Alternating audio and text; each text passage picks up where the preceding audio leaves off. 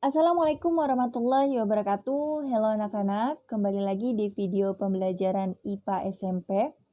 Video ini merupakan video lanjutan dari bagian pertama, yaitu ini merupakan video bagian kedua dari pembahasan kemagnetan dan induksi elektromagnetik. Jadi selamat menonton.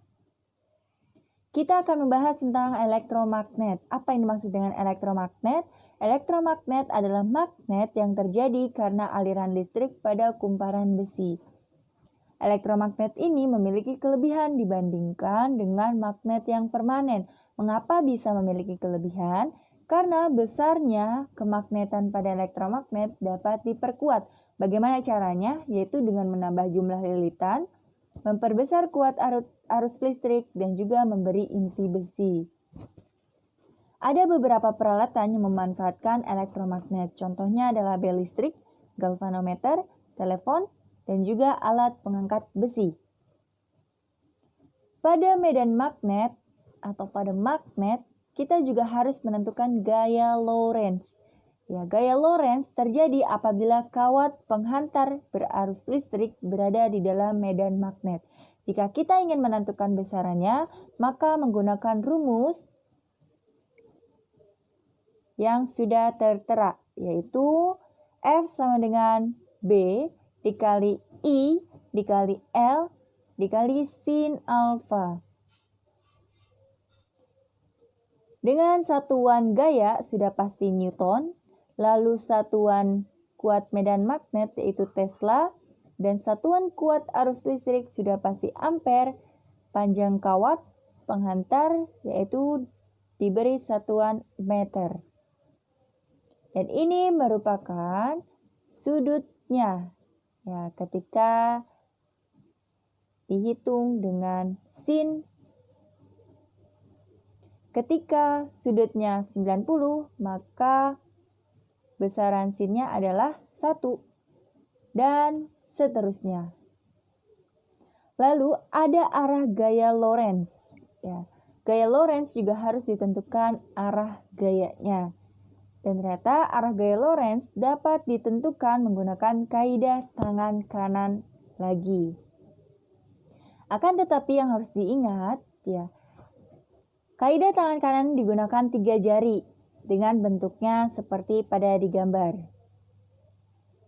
Dengan membentuk seperti pada digambar. Ibu jari menunjukkan arah arus listrik.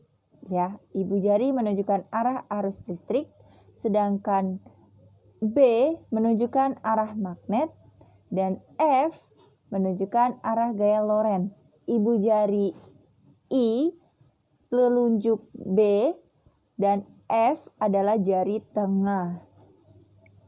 Baik, contohnya adalah seperti ini. Saya akan buatkan videonya. Baik, untuk menentukan gaya Lorentz ya, tadi ada 2 tuh.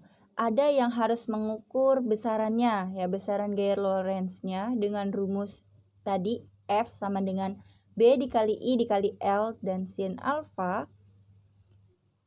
Lalu ada juga yang harus menentukan arah gaya Lorentz menggunakan 3 jari. Ya, jempol itu atau ibu jari adalah I, lalu telunjuk adalah B, dan jari tengah adalah F atau gaya Lorentz-nya. Nah, kita sepakati bahwasanya punya 6 arah ya. Yang pertama itu adalah arah atas nih, lalu ada arah ke kiri, lalu ada arah ke bawah, dan arah ke kanan. Juga ada arah masuk yang ditandai dengan bulat X dan arah keluar yang ditandai dengan bulat titik. Baik, kita coba perhatikan contoh dari sini ya. Di sini diketahui bahwasanya B-nya itu adalah ke bawah ya. Lalu I-nya itu ke kiri nih, ke kiri. Sehingga dihasilkan B-nya ke bawah. Nih, B-nya ke bawah ya. B-nya ke bawah. Nih, B-nya ke bawah. Lalu I-nya, oh maaf, B itu telunjuk ya. B itu ke bawah. Nih, B itu ke bawah. Lalu I-nya ke samping. Gini ya. Nih, kayak gini berarti bentuknya. Ke samping. Nah, berarti yang ditanyakan adalah kemana arah F-nya. Nah, karena 3 jari berarti seperti ini. Nah, lihat. F-nya itu harusnya memasuki bidang.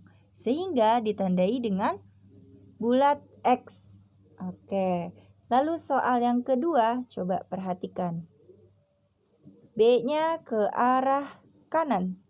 Lalu I-nya itu ke atas. Baik, kita lihat ya. B-nya itu telunjuk ke arah kanan. Lalu I-nya itu ke atas. Sehingga F-nya itu kemana? Nah, F-nya ternyata menjauhi bidang. Berarti itu dinamakan keluar bidang. Ya, ini kalau digambar versi tangannya. Ya, ini digambar versi tangannya nih.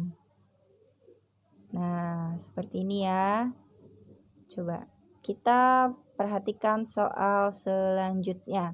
Baik, di sini ada soal pertama. Kalau soal pertama itu ditentukan besarnya gaya Lorentz ya. Dengan menggunakan rumus F sama dengan B dikali I dikali L dikali sin alfa.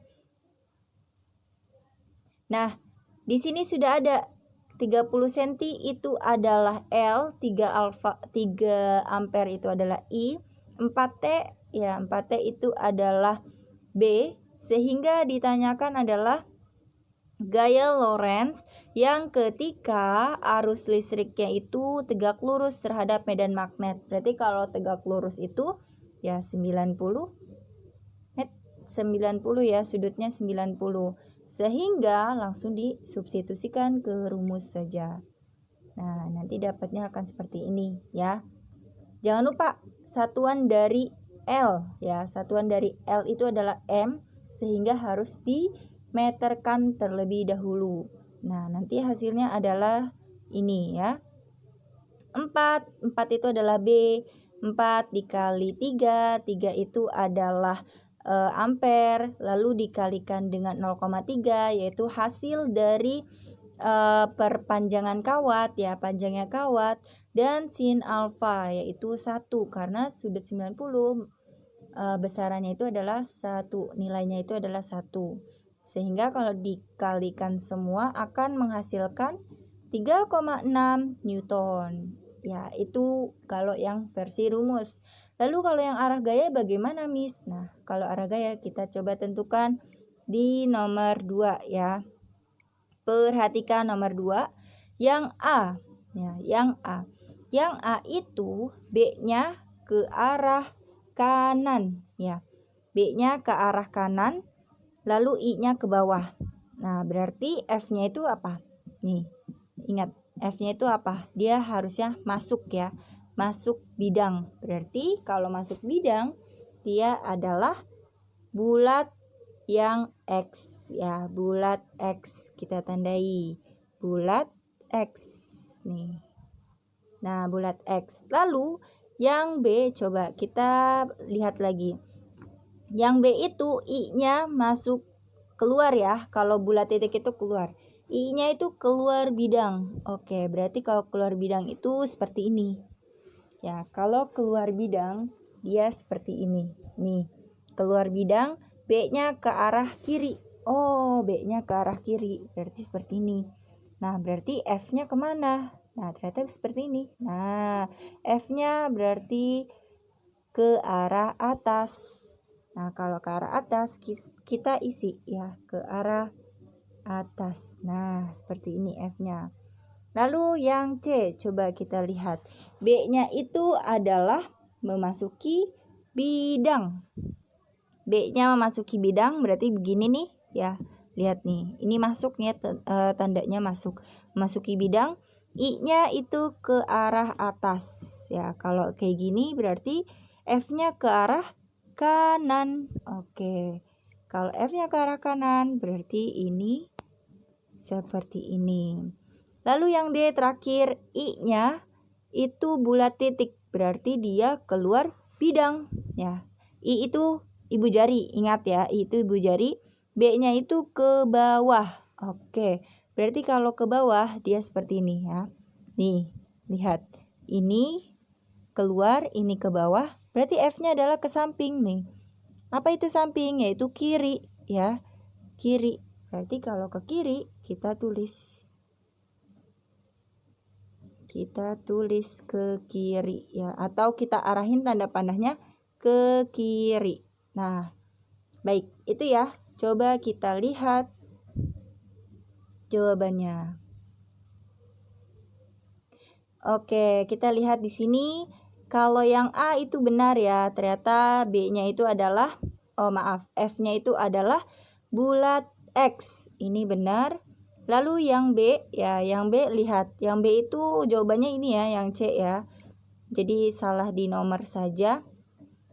Yang C, jawabannya F-nya itu ke atas nih. F-nya itu ke atas. Lihat, F-nya ke atas. Ini juga ke atas. Jadi ini benar ya. Lalu yang B, yang C maaf ya, yang C pada soal nih, yang C pada soal F-nya itu ke kanan ya. Nah, ini kebalik nih ya. Kebalik. Tapi benar kalau F-nya itu adalah ke kanan. Nih, lihat. Lalu yang D ya berarti yang C benar. Yang D ya, yang D F-nya itu ke kiri. Nah, di sini lihat F-nya ke arah kiri. Berarti D itu benar. Baik, itu ya. Jadi cara menentukan arah gaya Lorentz harus melibatkan 3. Ada ibu jari, ada telunjuk sama jari tengah. Nah, posisinya harus seperti ini ya. Kalau misalkan memasuki bidang berarti dia masuk nih, masuk. Tapi kalau keluar dari bidang dia seperti ini. Nah, nih, ini keluar, ini masuk. Ini keluar ya, ini keluar, ini masuk bidang. Ya. Baik. Itu saja yang bisa saya sampaikan. Ya, untuk gaya Lorentz kurang lebihnya mohon maaf. Wassalamualaikum warahmatullahi wabarakatuh.